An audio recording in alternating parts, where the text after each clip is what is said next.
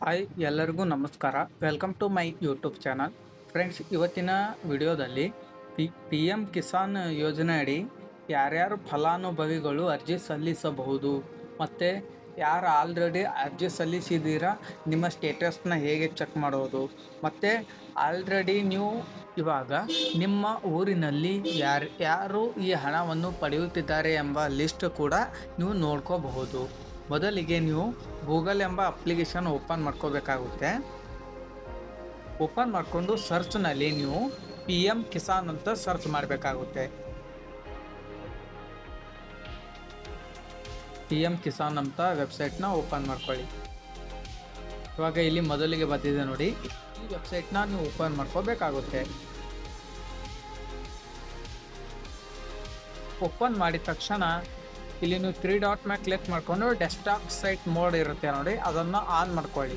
ಇವಾಗ ನಾನು already on ಮಾಡ್ಕೊಂಡಿದ್ದೇನೆ. ಇವಾಗ ನೀವು ಇಲ್ಲಿ ನ್ಯೂ ಫಾರ್ಮರ್ ರಿಜಿಸ್ಟ್ರೇಷನ್ ಅಂತ ಇದೆ ಅಲ್ವಾ, ಇದ್ರ ಮೇಲೆ ಕ್ಲಿಕ್ ಮಾಡ್ಕೊಬೇಕಾಗುತ್ತೆ.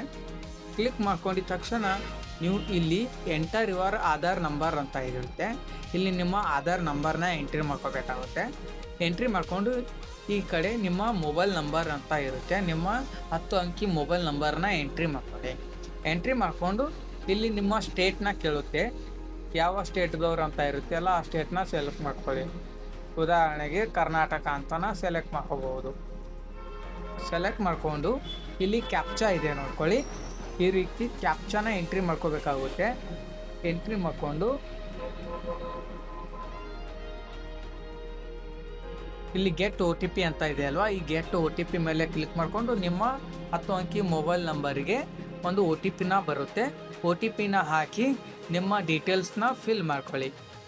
ಇವಾಗ ಬ್ಯಾಕ್ ಬಂದು ಇವಾಗ ನೀವು ಆಲ್ರೆಡಿ ಅರ್ಜಿ ಸಲ್ಲಿಸಿದರೆ ನಿಮ್ಮ ಅರ್ಜಿ ಸ್ಟೇಟಸ್ ಏನಿದೆ ಅಂತ ಬಿ ಚೆಕ್ ಮಾಡ್ಕೋಬಹುದು.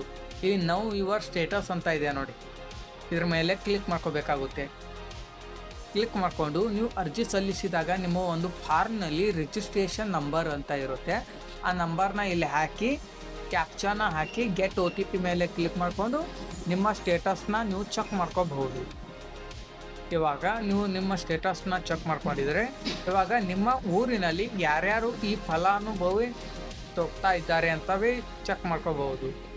ಇಲ್ಲಿ ಫಲಾನುಭವಿಗಳ ಲಿಸ್ಟ್ ಅಂತ ಇದೆ ನೋಡಿ, ಇದ್ರ ಮೇಲೆ ಕ್ಲಿಕ್ ಮಾಡ್ಕೋಬೇಕಾಗುತ್ತೆ. ಕ್ಲಿಕ್ ಮಾಡಿಕೊಂಡು ಇಲ್ಲಿ ನಿಮ್ಮ ಸ್ಟೇಟ್ನ ಸೆಲೆಕ್ಟ್ ಮಾಡ್ಕೊಳ್ಳಿ. ಸ್ಟೇಟ್ನ ಸೆಲೆಕ್ಟ್ ಮಾಡಿಕೊಂಡು ಇಲ್ಲಿ ನಿಮ್ಮ ಡಿಸ್ಟಿಕ್ನ ಸೆಲೆಕ್ಟ್ ಮಾಡ್ಕೋಬೇಕು. ಸೆಲೆಕ್ಟ್ ಮಾಡಿಕೊಂಡು ನೆಕ್ಸ್ಟ್ ಸಬ್ ಡಿಸ್ಟಿಕ್ ಅಂತ ಇರುತ್ತೆ ನೋಡಿ, ಇದ್ರ ಮೇಲೆ ಕ್ಲಿಕ್ ಮಾಡಿಕೊಂಡು ನಿಮ್ಮ ತಾಲೂಕನ್ನು ಎಂಟ್ರಿ ಮಾಡ್ಕೊಳ್ಳಿ. ಎಂಟ್ರಿ ಮಾಡಿದ ತಕ್ಷಣ ಇಲ್ಲಿ ವಿಲೇಜ್ ಅಂತ ಇದೆ, ನಿಮ್ಮ ಹಳ್ಳಿಯನ್ನು ನೀವು ಸೆಲೆಕ್ಟ್ ಮಾಡ್ಕೋಬಹುದು.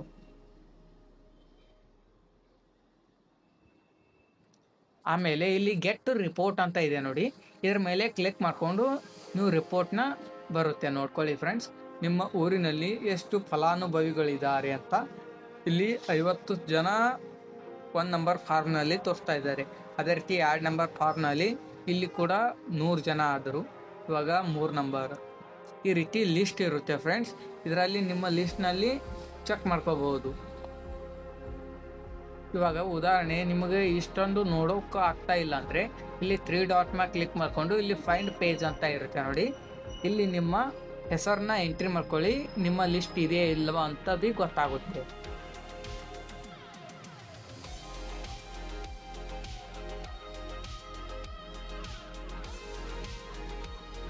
ಇಲ್ಲಿ ನೋಡಿ ಫ್ರೆಂಡ್ಸ್, ಈ ರೀತಿ ಸರ್ಚ್ ಮಾಡ್ಕೋಬಹುದು.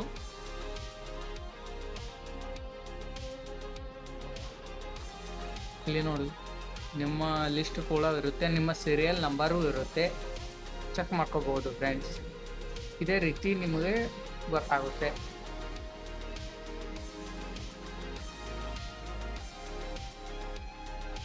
ಈ ಪಿ ಎಮ್ ಕಿಸಾನ್ ಸಂಬಂಧಪಟ್ಟ ನಿಮಗೆ ಏನೇ ಸ್ಟೇಟಸ್ನ ಚೆಕ್ ಮಾಡೋದು ಎಲ್ಲ ಕೂಡ ಈ ಪಿ ಎಮ್ ಕಿಸಾನ್ ಸನ್ಮಾನ ನಿಧಿ ಯೋಜನೆ ಅಡಿನೇ ಚೆಕ್ ಮಾಡ್ಕೋಬೇಕಾಗುತ್ತೆ. ಈ ಒರಿಜಿನಲ್ ವೆಬ್ಸೈಟೇ ಇದೆ ಅದೇ.